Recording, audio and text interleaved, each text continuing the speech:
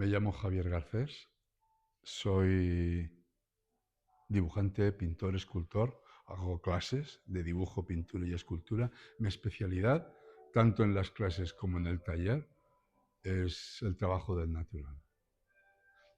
Trabajo en el natural quiere decir de modelo, a mirar de representar eso que tenemos delante. Me dedico a trabajar lo que es la escultura en fibra. O sea, son como unos artefactos que están hechos de volumen y de pintura. ¿Eh? Y en ellos pues miro de hacer, pues eso, modelos que me pongo delante, normalmente, porque ahora estoy haciendo un modelo que no tengo delante, y para mí ya me está resultando un invento. Quiero decir, una cosa extraña, ¿eh? Que me obliga a ir más lento. Pero bueno, de eso si queréis os puedo hablar después. En todo caso, la fibra que me permite hacer escultura eh, con volumen resultado de modelado, ¿eh? Y que me permite hacer escultura hasta cierto punto fuerte y ligera. Ligera me permite que sea menos frágil y que sea susceptible de viajar y que sufre algún accidente, no hay ningún problema técnico para resolverlo en el momento. Y sobre todo me permite colgarla de la pared, cosa que ahora mismo me interesa mucho. Claro, la idea de la pieza es que el observador después encuentre un trozo de naturaleza, un- lo más intacta, lo más directa posible. O sea, es un trozo de naturaleza escogida para que nosotros la podemos disfrutar como si fuera no ya un árbol enorme, sino como si fuera una cordillera, un paisaje entero. Esta es la idea, sin tocarla, sin manipularla lo menos posible. Y yo, a base de trabajar del natural, he llegado a poder hacer un modelo como esto sin perderme, que es muy difícil, créeme, es muy difícil. O sea, yo he sufrido muchos años de trabajar del natural y no poder hacerlo, diríamos, de una manera seguida, porque te desorienta, el mismo natural te desorienta, te pierdes, te desanimas, te frustras. Que mis alumnos eso lo sufren muchísimo. Claro. Ahora resulta que me estoy haciendo viejo y ya lo domino. Sí, es así. Ahora lo domino. Ahora veo mirando poco. Cuando era joven miraba y me costaba ver. Ahora no es lo mismo, afortunadamente. Y entonces puedo abordar un modelo como este y hacérmelo mío. O sea, saber explicarlo. Es más fácil saber explicar un rostro porque tiene dos orejas, dos ojos, una nariz, hay una simetría, etc. Aquí nada de eso existe.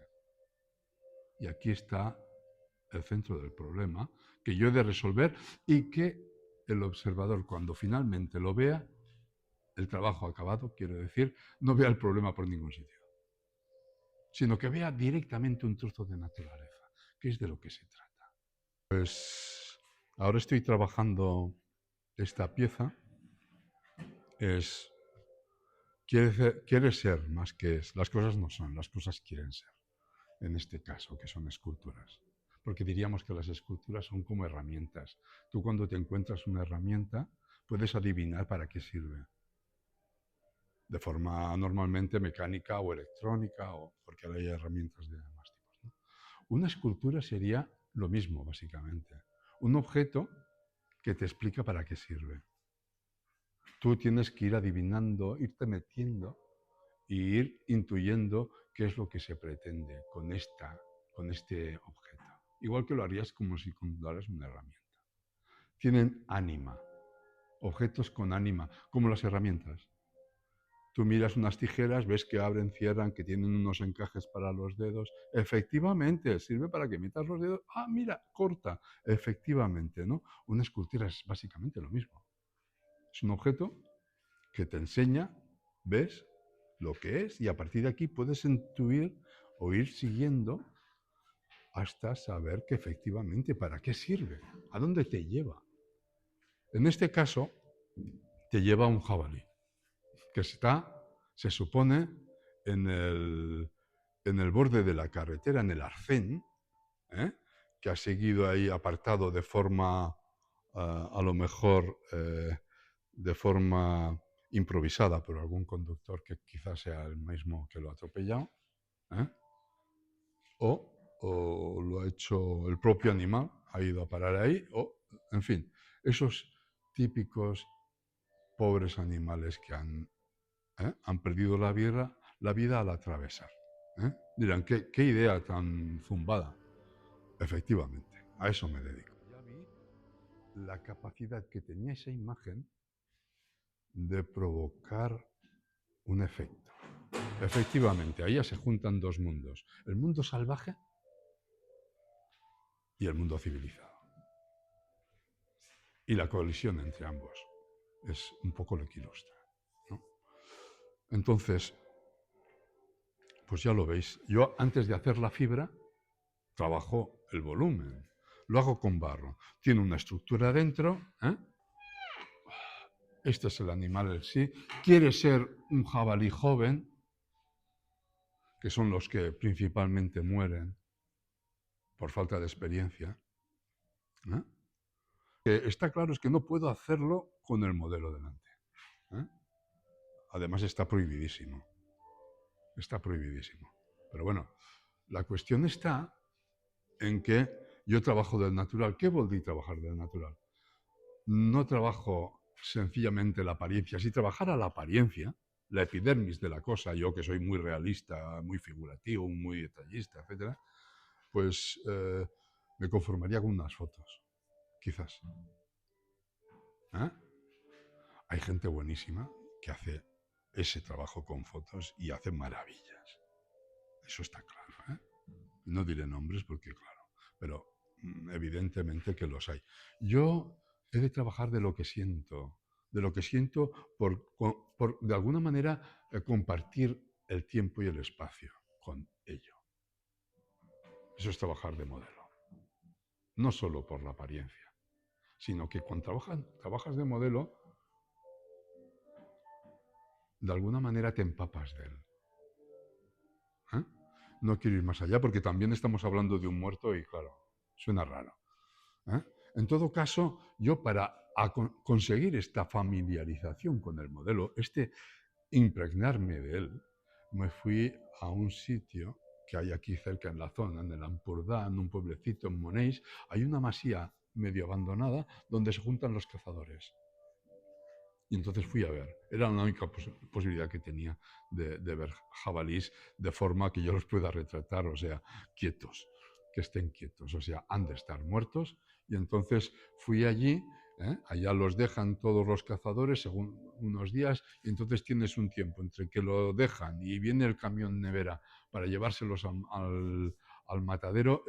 Yo tengo un tiempo, unas horas, y allá durante meses, con trabajo más o menos cotidiano, voy haciendo este modelo de aquí, que es, aquí he retratado un macho, un auténtico trofeo de caza, un macho con todos los colmillos, etcétera, esa imagen, de la que después me he apartado. A la hora de hacer el trabajo final, he preferido hacer, pues eso, más víctima de un atropello que diríamos trofeo de caza, apartándome de esa estética.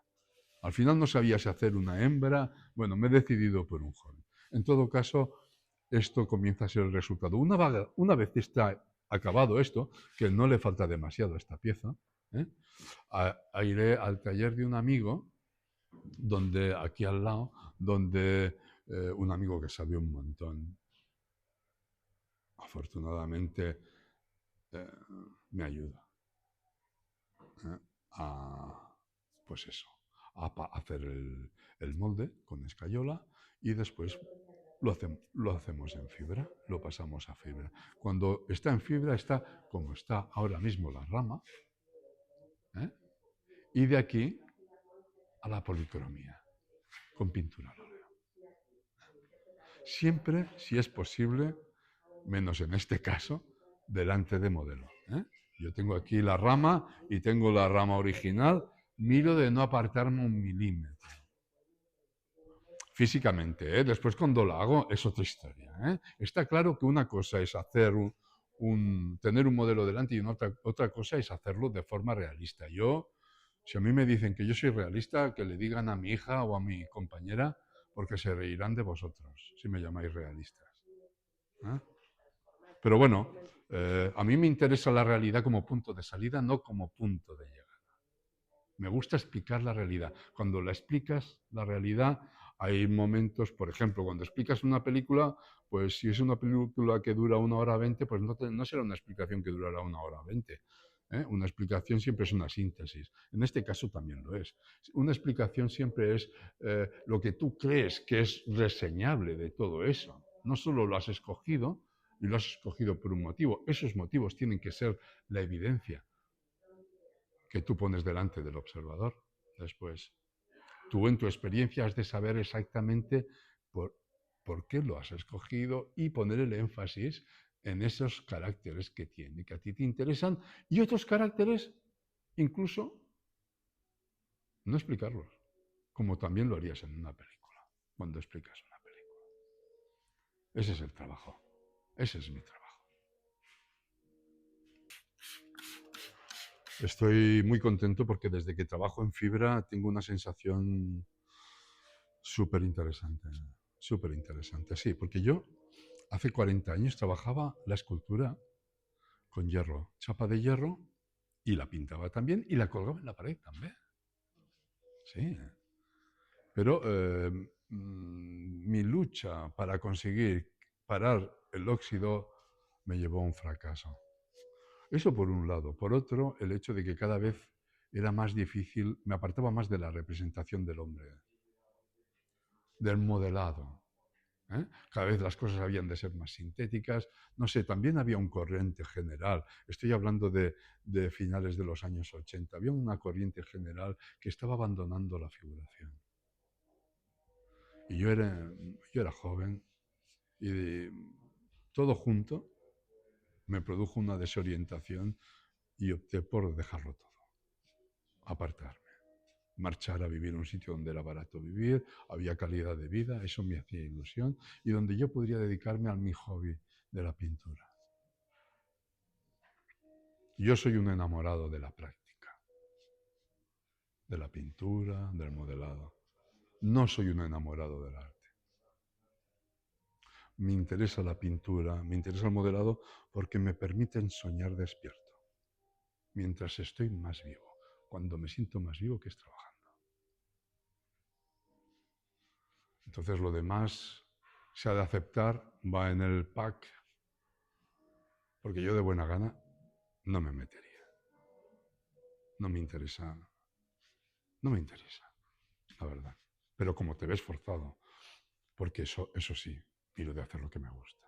Entonces te ves forzado a tener que meterte en este mundo tan salvaje y tan absurdo muchas veces. Malo, sí, sí. Me gusta mucho. En catalán decimos badá. ¿Cómo sería en castellano? Me gusta mucho distraerme con lo que veo, ¿sabes? Y me permito el lujo de quedarme embobado. Sí.